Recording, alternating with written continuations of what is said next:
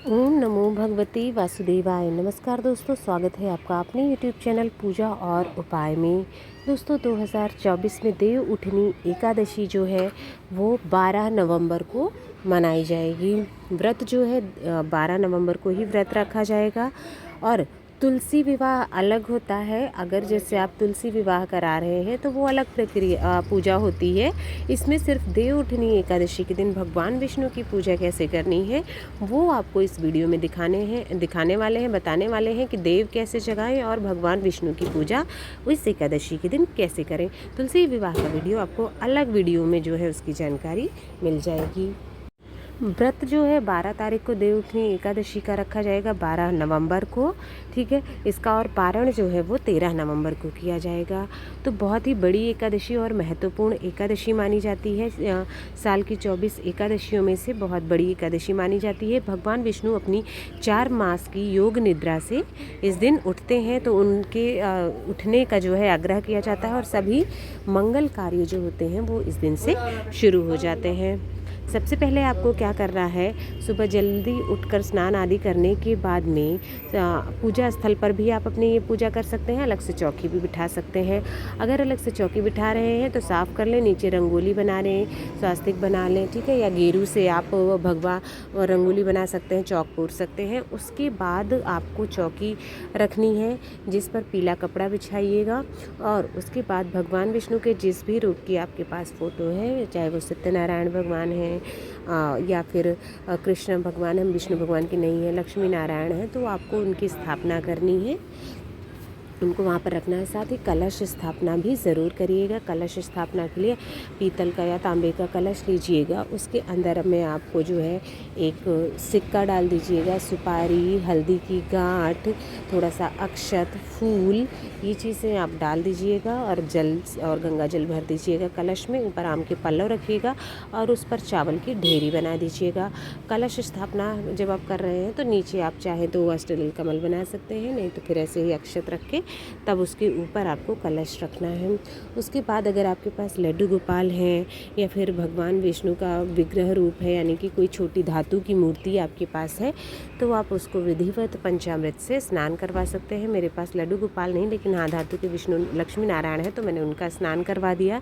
तो आप दूध, दही, घी, गंगा जल, शहद और जल, इन पाँचों चीज़ों से विष्णु भगवान का या लड्डू गोपाल को स्नान करवा दीजिए। उनके बाद उनको साफ़ करके साफ़ वस्त्र पहना दीजिएगा अगर लड्डू गोपाल हैं तो। नहीं तो इस प्रकार से विष्णु भगवान को आप स्नान करवाने के बाद वहाँ पर रख दीजिएगा। और गणपति जी को आप सुपारी रूप में या कोई छोटी फ़ोटो हो तो उनको भी रख दीजिएगा, क्योंकि वो प्रथम पूज्य हैं, तो उनकी पूजा विशेष तौर पर आपको करनी होगी। आज विष्णु भगवान को क्योंकि जगाना होता है और वो जागते हैं। इसके साथ ही विष्णु भगवान की सभी प्रिय चीज़ें जो होती हैं वो, जैसे कि शंख हो गया है, वो चीज़ आपको रख देनी है। साथ ही साथ में कछुआ है, तो वो सारी चीज़ें भी आपको स्थापना कर देनी है। इसके बाद में आपको सभी को जो है जल से स्नान करवा देना है। सभी देवी देवताओं को जल से स्नान करवा दीजिएगा। खुद को भी शुद्ध कर लीजिएगा, अपने ऊपर भी जल के छींटे डाल दीजिएगा। और एक दीपक जला करके आपको अपने जो कलश स्थापना के लिए आपने अक्षत रखा था चावल, उस ढेरी पर आपको एक दीपक रख देना है। इस तरह से आपका दीप कलश जो है वो तैयार हो जाता है। दीपक किसी भी पूजा का साक्षी होता है। फिर आपको जो है फूल और माला से सभी को अर्पित करनी है। पीले फूल अगर आपको मिल जाए, जो कि बहुत आसानी से मिल जाते हैं, गेंदे के फूल हर जगह पर तो मिल जाता है अगर आपको, तो पीले फूलों का ही प्रयोग करें, क्योंकि विष्णु भगवान को पीला रंग अति प्रिय है, तो उसका महत्व अधिक होता है। पीले फूलों के बाद आपको कलश की भी पूजा करनी होती है, गणेश जी की भी। फिर तुलसी दल जो है वो आपको भोग में तो चढ़ाना ही चढ़ाना होता है। साथ ही साथ विष्णु भगवान को ऐसे भी तुलसी दल अर्पित ज़रूर चढ़ा दीजिएगा, क्योंकि विष्णु भगवान अति प्रसन्न होते हैं तुलसी दल चढ़ाने से। साथ ही गणेश भगवान को दूर्वा, उनकी प्रिय दूर्वा ज़रूर अर्पित करिएगा। इसके बाद चंदन से टीका करना है। सभी को पीला चंदन लीजिएगा या फिर हल्दी से भी आप टीका कर सकते हैं, पीली चीज़ों से। ठीक है, सिंदूर, आपको सिंदूर से गणेश भगवान, और अगर माता लक्ष्मी हैं आपके फ़ोटो में तो आप माता लक्ष्मी को टीका कर सकते हैं सिंदूर से। और विष्णु भगवान को और किसी को टीका मत करिएगा, केवल माता लक्ष्मी और गणेश भगवान को सिंदूर का टीका आपको लगाना है।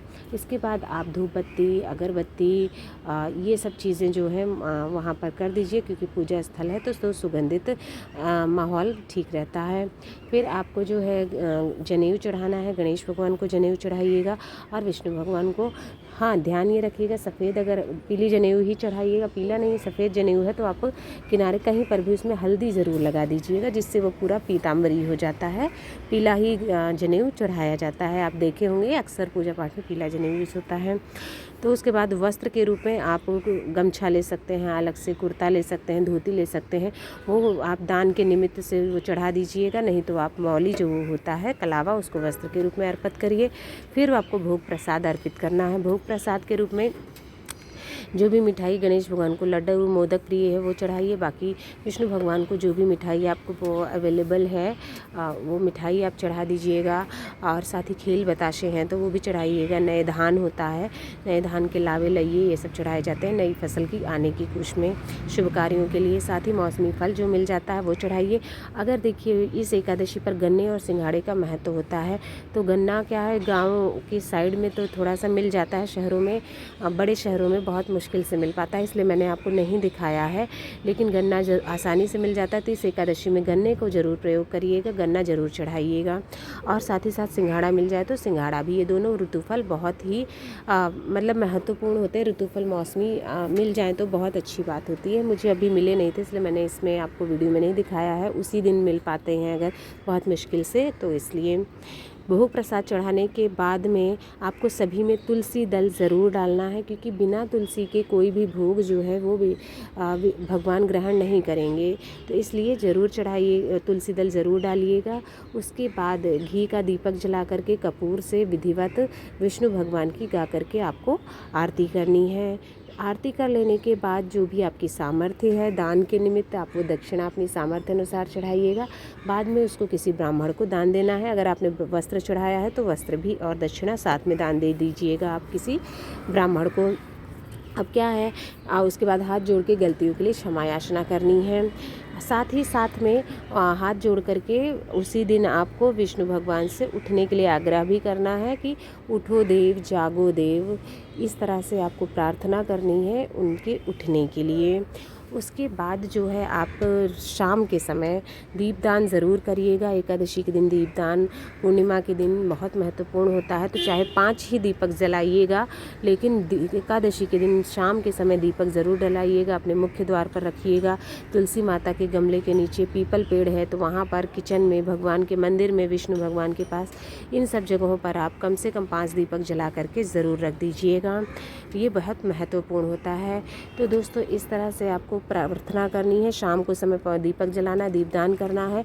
और शाम के समय देखिए बहुत जगह पर कुछ सामान रख करके देव उठाए जाते हैं, वैसे आपका वो वीडियो अलग मिल जाएगा। बाकी आप जब पूजा करेंगे तो उसी समय आपको भगवान से आग्रह करना है कि प्रभु अब उठ जाइए, सभी कार्य जो है रुके हुए हैं, शुभ कार्य की शुरुआत होनी है, अब आप उठ जाइए शुभ कार्य, ताकि मंगल कार्य शुरू हो सके, ऐसी आपको प्रार्थना करनी है।